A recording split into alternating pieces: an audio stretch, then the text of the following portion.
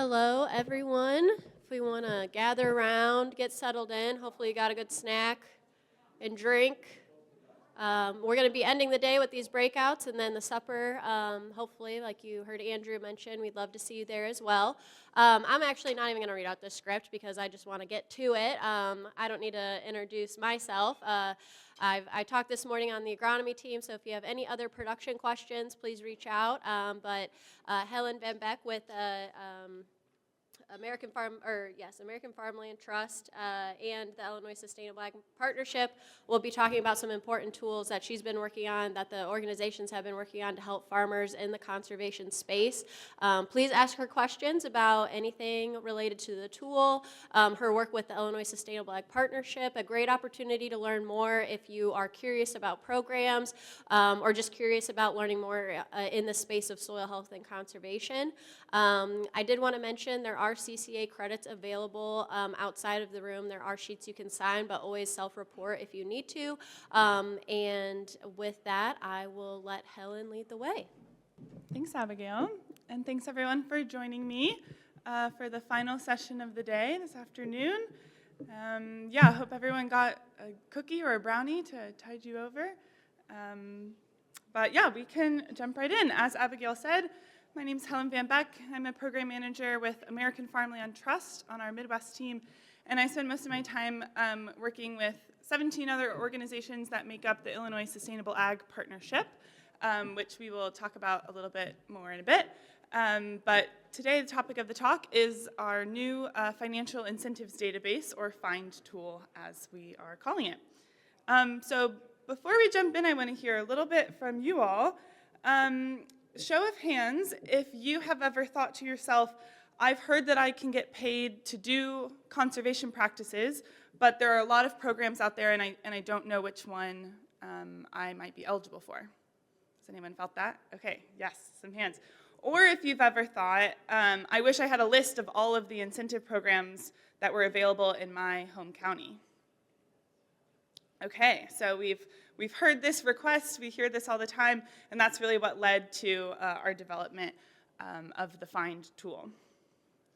And so just a little context setting, we all know that financial cost can be a barrier to adoption when we're thinking about conservation practices, and sort of that 3 to 5 year timeline that's needed in order to transition into a conservation cropping system. So this is some research that's just identifying cost as a barrier that farmers are seeing when they're thinking about trying out some of these practices. But we also know that there's a lot of interest in cost share funding, and that is often a helpful tool to get farmers to take part in some of these practices. So this is a survey results from the Iowa Farm and Rural Life poll that asked if more cost share funding were available for soil health practices like cover crops, would you be more likely to try them or expand their use?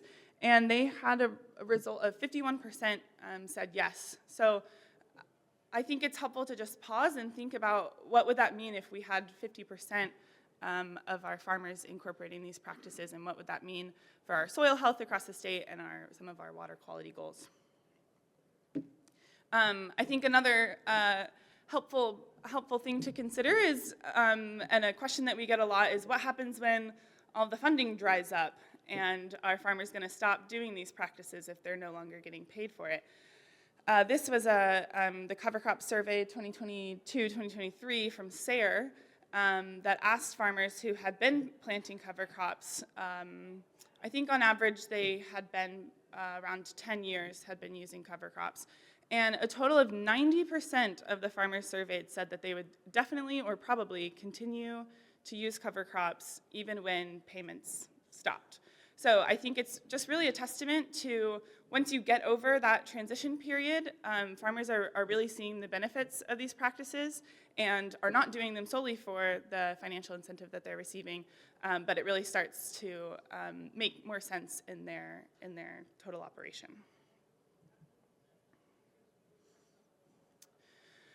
So this is a sort of an old slide, but I decided to include it in the presentation today, just to acknowledge the amount of funding that was coming down the pipeline, and was a really important part of why we developed this tool and was funding a lot of the programs. The Inflation Reduction Act allocated $19.5 billion over the next 5 years for climate-smart agriculture. And around the similar time, the USDA invested $3.1 billion through the Partnerships for Climate Smart Commodities program. 22 of those projects had a footprint in Illinois, which did amount to $844 million potentially coming into the state. This is all funding that is potentially on the chopping block with the new federal administration, and I just think it's helpful to know what we're potentially missing out on. And I think when we think about climate-smart agriculture or think about climate benefits, a lot of the practices that have those benefits are also improving soil health and are also improving water quality. And so it's important to acknowledge the multiple benefits that we're getting from the same practices, no matter which sort of category that you sort of title them under. And I think we hear that a lot too of sustainable agriculture, regenerative agriculture, climate smart. A lot of times we're talking about the same practices. So with all of these funding opportunities, the Illinois Sustainable Ag Partnership really sees it as our role to make sure that farmers are able to get access to this funding and help them transition to a conservation cropping system. And we do that in a couple ways. We host some farmer and farm advisor trainings so that we have a strong cohort across the state who are able to answer questions and provide technical assistance to farmers who are transitioning. And also develop farmer-facing resources to try to help clear up sort of the messy space of financial incentives. So a little bit more about the partnership. As I mentioned, we're a group of 18 organizations who are working together promoting soil health and water quality. This is just a snapshot of our membership and who makes up the partnership. So we have good representation from our commodity groups, the Soybean Association and the corn growers, as well as Midwest Dairy. We have some more traditional conservation groups like the Nature Conservancy, the Wetlands Initiative, some education groups work closely with Extension and Illinois Central College, and then a few more on the sort of edge of field trade side with the Ag Drainage Management Coalition and the Illinois Land Improvement Contractors. And so this is our sort of theory of change, or our core strategies of the partnership. And really focusing on Illinois agriculture meeting the goals that were established in the nutrient loss reduction strategy, which was passed in 2015 at the state level. Again, a lot of the practices that we're promoting are having direct impacts on our water quality. And so that's really the North Star of ISAP as an organization. So a little bit of background of sort of how we got into this space. If we all remember when carbon markets were the hot topic, in 2021, ISAP put together an overview of carbon markets that sort of broke down what programs were available and what information everybody was collecting from farmers and what kind of payment rates farmers could expect. In 2023, because that was a fast-moving world, we released an update to that, and that sort of led on this spiral of us putting together some of these directories. So we have the carbon markets one available, and then we also put two directories together. One was specific to cover crop programs, and the other was specific to edge-of-field programs. And again, it was just a side-by-side analysis of where the programs were available, what kind of payment rates farmers could expect, and what kind of information they were expected to provide. A really big, our fan favorite of these directories were the stacking matrix that we developed. So farmers could see if I'm enrolled in program A, I'm still eligible and could stack for programs B and C, but not D and E. which is another aspect of, or sort of source of confusion in this space. So those were helpful tools. And then as we were building all of these directories, we had the carbon market directory over here, we have the cover crop directory over here, we have the edge of field directory over here. We thought, wouldn't it be great if everything was just sort of all in one spot? And so then the find tool was born. So this is an online tool that lives on our website that has a database of over 60 financial incentive programs that farmers can filter down based on their geography at the county level, their production type, and what practices they're interested in receiving funding for. And so in order to see the find tool in action, we're going to take it for a spin with our test farmer, Farmer Joe, so you can see how it actually works out. So Farmer Joe grows corn and soybeans.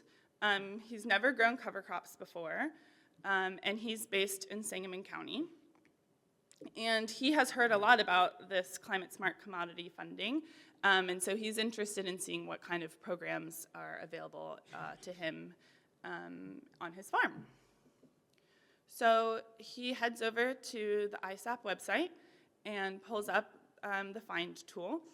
And the first page is just 3 simple questions. You can choose your state and your county. We get a lot of questions about how broad the database is in other states. The database was really built for Illinois, so all of the programs are filtered down to the county level in Illinois.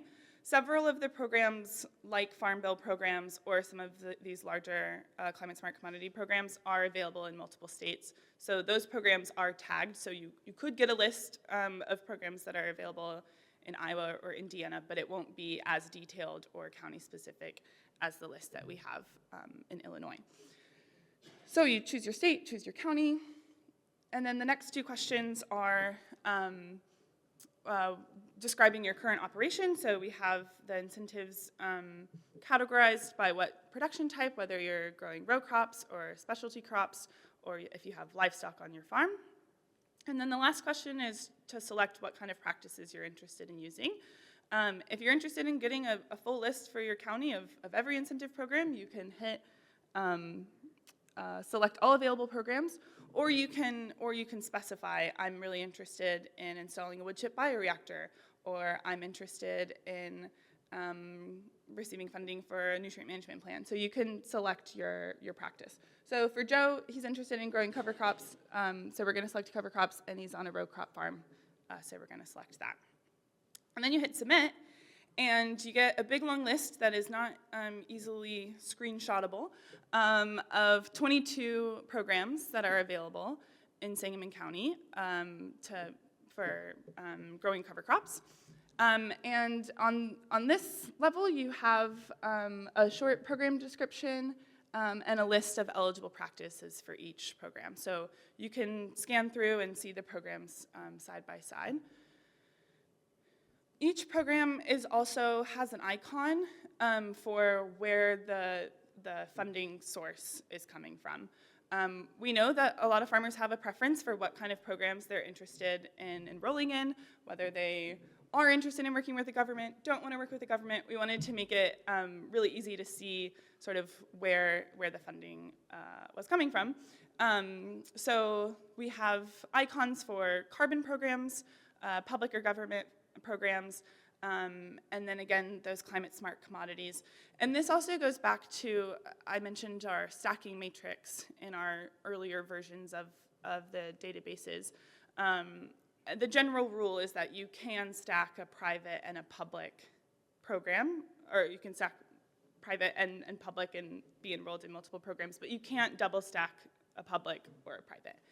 And so then when it comes to the climate smart commodities, those already have both private and public dollars sort of intertwined.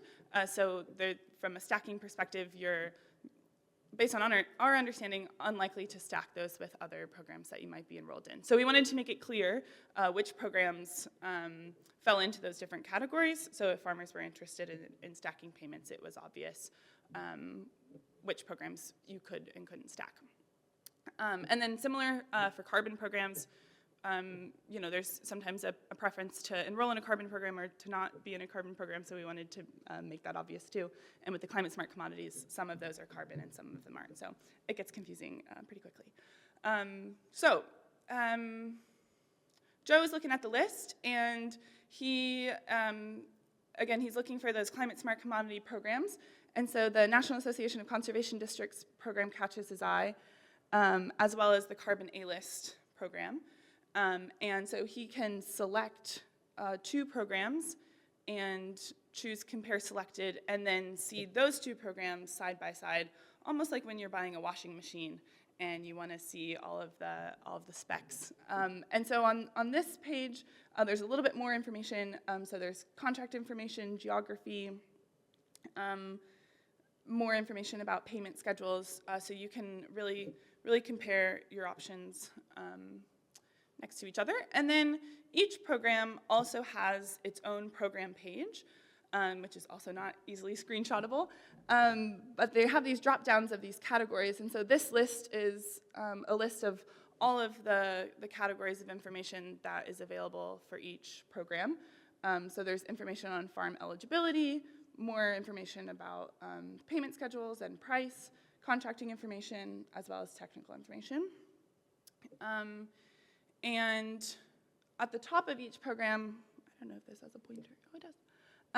There's a button here that takes users right to the actual program site, so they can go to the site and get in touch with the lead of the project. It also has a print details page or button. So if you're maybe you're in your conservation district office or sitting down with an advisor, it's easy to print out the program information and take it home and review it there. So back to our scenario with Joe, he's looking through the options and can either print details or go back to review against the 22 options that showed up for him. And we won't spoil it with telling you which program he enrolls in, but it all ends happily, and he is able to enroll in a program and plant cover crops and get paid by using the Find tool. So that's the quick rundown, and want to just acknowledge that we, as ISAP, don't endorse any particular program or company that's on the Find tool. Our goal is really just to share the information and make it easily accessible for farmers in our network. There's lots of partners in the partnership who are working on one or the other program, so we're not trying to compete or choose favorites. And then also want to thank the Illinois Soybean Association who provided the funding for developing the tool. And yes, like I mentioned, you can find the Find tool on our website. The spacing got a little funky there, but it's on our website, ilsustainableag.org/Find tool. And then I also just wanted to share a couple other things about ISAP and other resources that we have available. So you can find the Find tool on our website. We also have a resource library with information on lots of different conservation practices. And keep a events tab, so if you're looking for a field day or a workshop coming up in your area, you can find that on our website as well. And a good way to stay in touch with any updates to the Find tool, as well as other resources that ISAP is putting together. We send out a monthly newsletter called The Aggregate, where we share that information. So would encourage folks to subscribe, and if they have other things that they would like to promote, we're always happy to include those in our emails.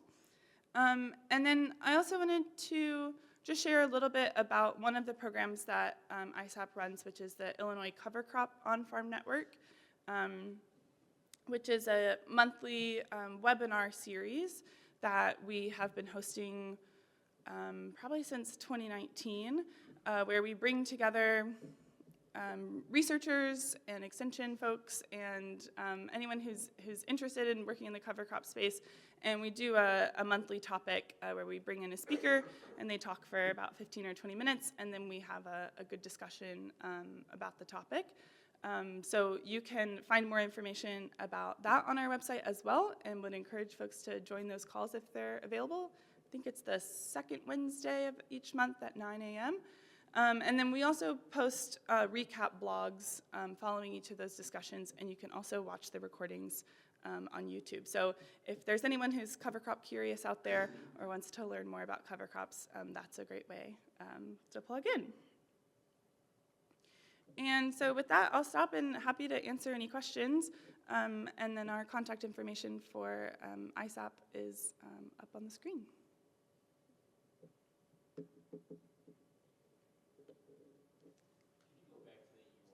Sure.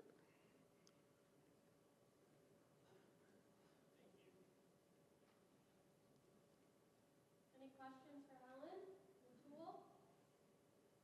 I've got a question. How is the tool being kept up to date? Hello. Oh, sorry, go ahead. On this carbon sequestration, it says there's some kind of website where reporters can go in and check to see what companies are paying on a per-ton basis of carbon sequestration. Is there a website where people can go and see per ton how much companies are paying? Yeah, because I heard that's a new thing coming, where they got instruments that can measure your carbon. 3 foot deep. Yes. On a 2-year program, and then the farmer can sell the tons they collect. Sure. So, like I mentioned in the tool, there are carbon programs that are included in the tool, and some of them have reported how much per. It's per carbon credit.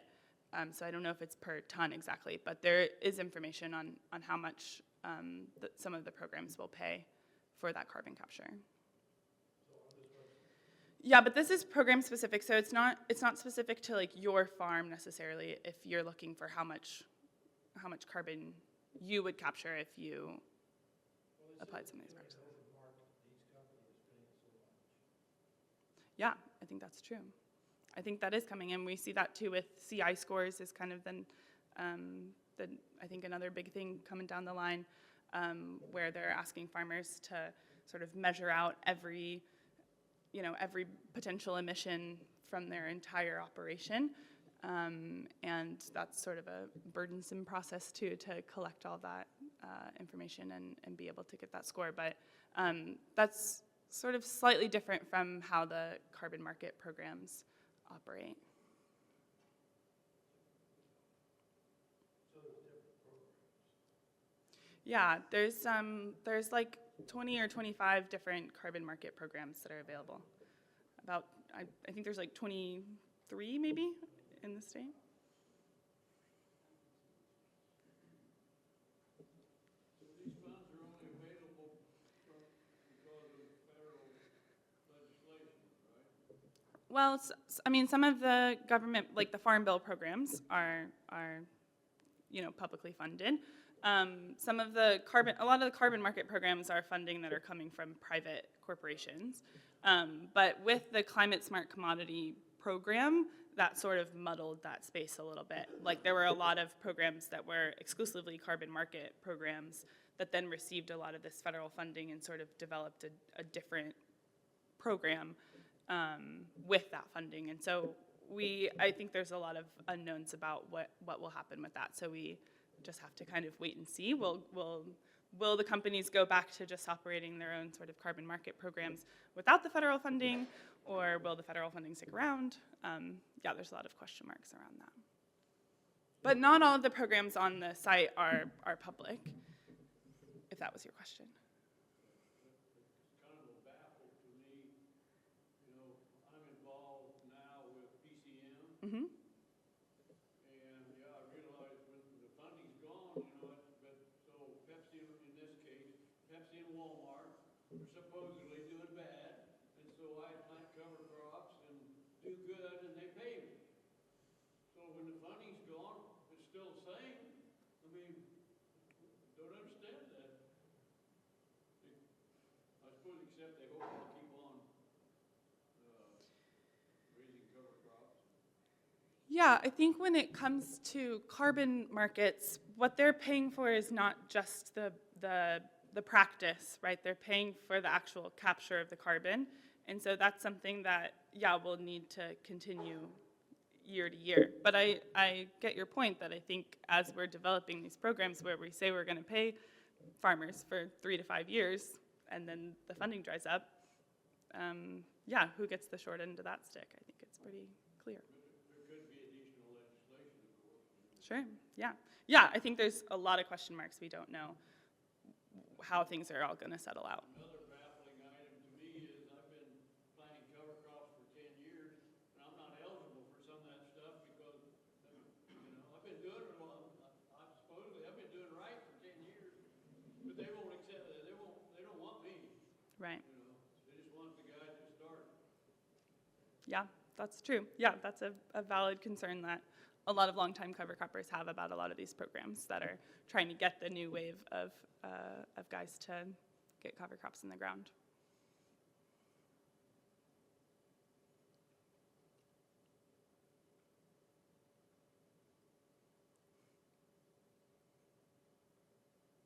Okay.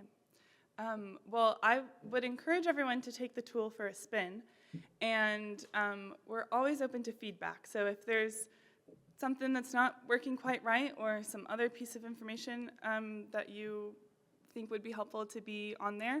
I guess I didn't get to Abigail's question of what's our plan to keep this updated. We launched it in July of last year, and so all of the information is current up until that point, but we are planning to do an annual review of all of the information and make sure that it's as current as can be. All of the information that is on the tool was provided directly by the companies, and they all had a chance to look and verify that the information that we're sharing, is accurate to their programs.